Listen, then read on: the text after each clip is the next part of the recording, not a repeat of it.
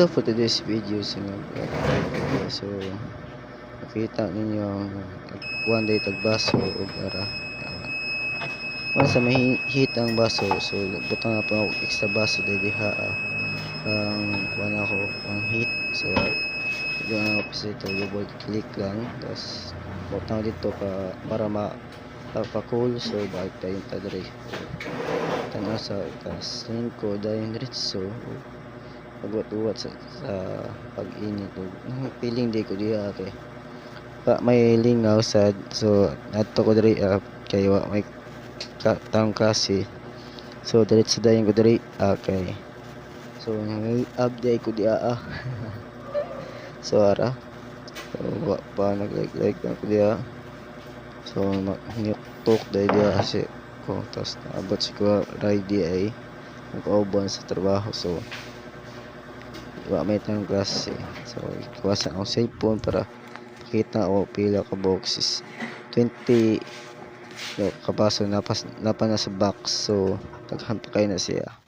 So ara next magyapon ikuha na itong baso sa mahit press siya tingog na siya. So ara gikuha na pod sa baso na pod mura po tag nagkuha og bala or nata sa tangkyan so mo na kipilit na ako diretso atong baso.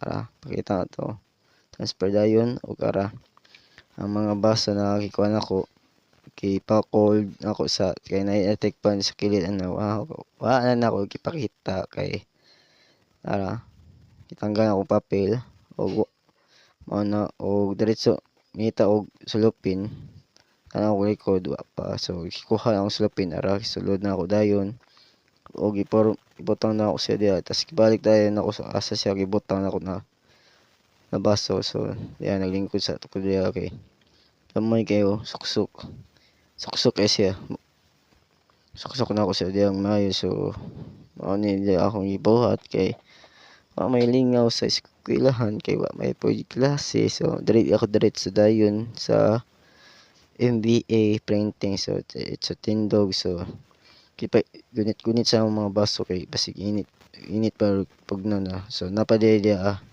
ano akong yaman na kana kang kuyaray kanang duha pugnaw. So daghan pa kayo kabuok. So mana so higub mo sad it's ngisi. So mana so harapon nabalik na punta. So nakita ninyo ang gamay na